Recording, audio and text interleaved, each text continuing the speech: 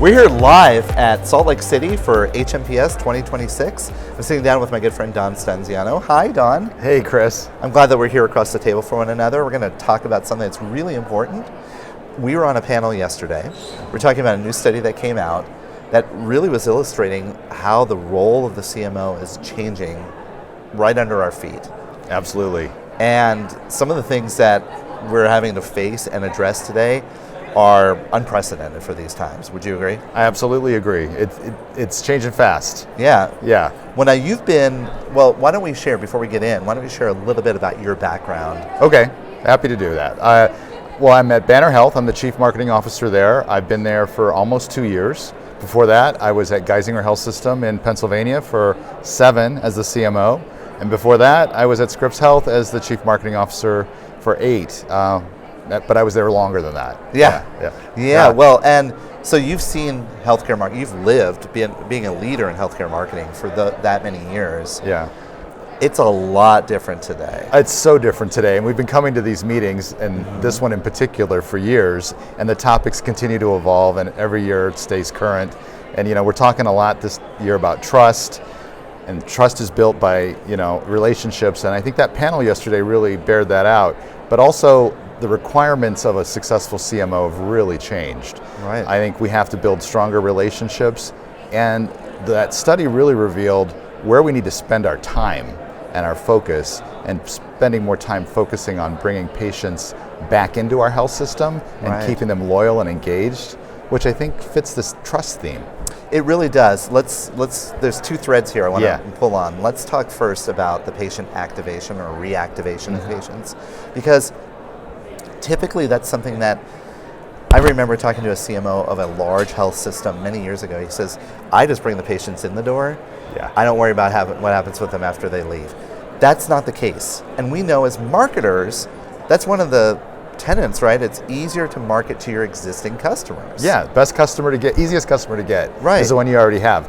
Every other industry understands this. I mean, we all see loyalty programs. We all have the engagement, emails and SMS engagement that we get from our loyal brands.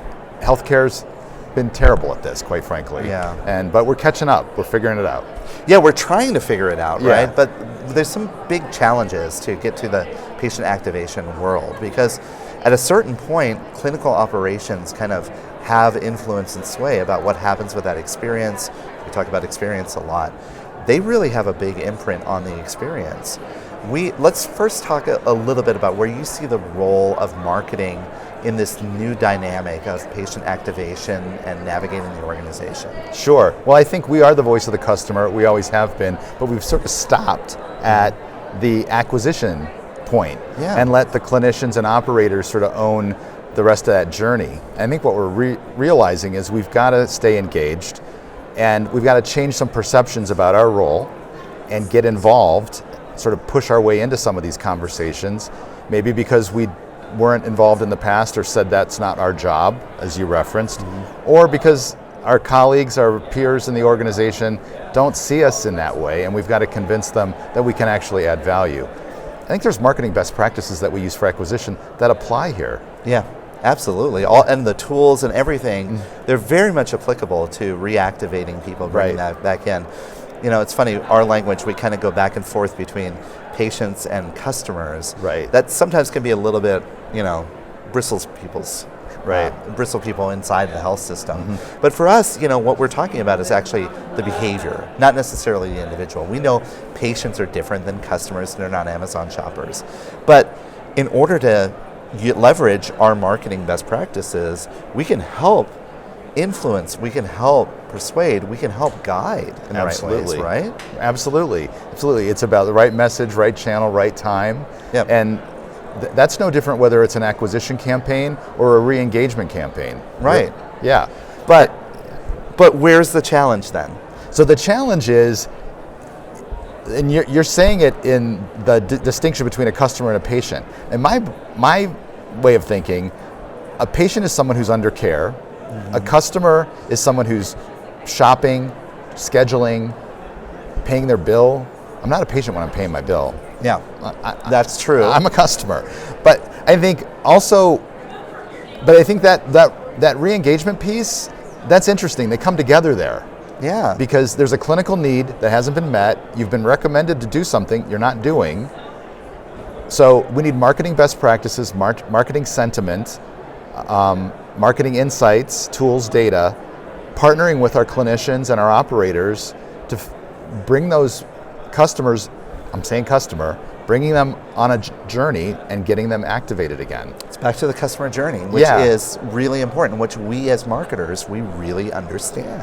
Well, what is the basic definition of marketing? It's getting someone to take an action. Yeah. Like you're trying to motivate someone to do something. Right. Well, that's what we're trying to do here. Right, exactly. And in the right ways. It's not necessarily like we're trying to get them to buy medical procedures they don't need. What we're trying to do is to ensure that they're being compliant with their care, to manage, even in the social determinants of health, when we talk about community health, there are marketing principles that can be applied in that space. It absolutely works. And I've worked for 2 health systems that have health plans. And again, having to sort of lean in, push in, let me help you with that. I mean, some of the things that we send out to health plan members to get them involved in some of these social determinants of health programs, I mean, they're not on brand. Yeah.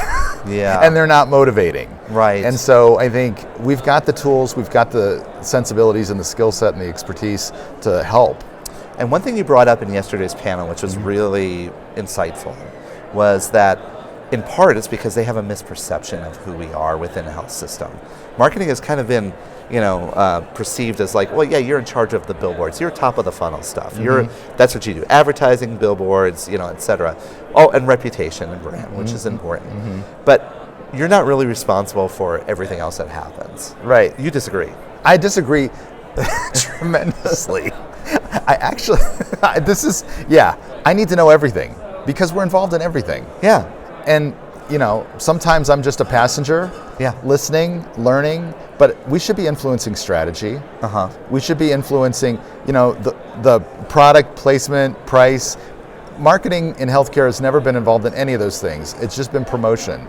Right. And we're having to change that perception. And the only way to do that is to get involved in these conversations early and add value in those conversations. The good news is we as marketers, we are actually good at building relationships, at least most of the marketers I know, right? Right. But that has to happen at so many levels within the organization because our new peers, the people that we partner with, can be a variety of people, right? Right. Yeah, you're working with physician leaders, you're working with the CFO, other people in finance, you're working with the legal team, you're working with strategy and planning. I mean, I'm in conversations about new facility openings and the service planning that's happening there. And if I'm expected to support bringing in the patients that we're projecting are going to use this facility, I need to understand the service mix. I need to understand who the target patients are.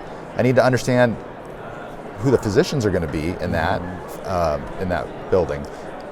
Don't wait until it's built to bring me in. We should be talking about that at the planning stage. Right, exactly. We should be brought in early because there's a lot of other additional insights we can bring because of the ability for us to segment our audiences, to understand and interpret the strategic data of what's happening in our market. There's a lot of things we can bring to bear that are in our toolkits. Absolutely. We're sitting on a bunch of data and the organization would benefit if we were able to share it more. Well, and that's what we kind of came all to a consensus with on the panel yesterday is the number one priority for us to really provide value is to build the relationships with the right people in the organization so we could start to deliver that value. That's exactly it. Right? That's exactly it. I want to pull on another thread, though, that you brought up at the beginning because I think it's very important. It's about trust. I think there's an underlying theme here about trust and how does trust work within the work that we do. We know that consumer confidence and trust in healthcare is at a low, maybe an all-time low. I'm not sure if I could validate that, but it's at least in a concern. What is your perspective on this? I think trust in all institutions is dropping, and so we're a victim of that. It's a societal issue, and I also think health systems have gotten bigger. Yeah, we're operating more corporate. Yeah. One of the things that I'm having to do at Banner is remind our communities that we're nonprofit. Our research is showing people don't realize we're nonprofit, but you also have to explain why that matters. Yeah. And that the revenues we generate, the dollars stay in the community and are reinvested. And we've sort of lost that message, I think, in nonprofit healthcare over the last several years, and so we're having to revisit that. But I also think trust is built in those interactions, the services, the patient experience.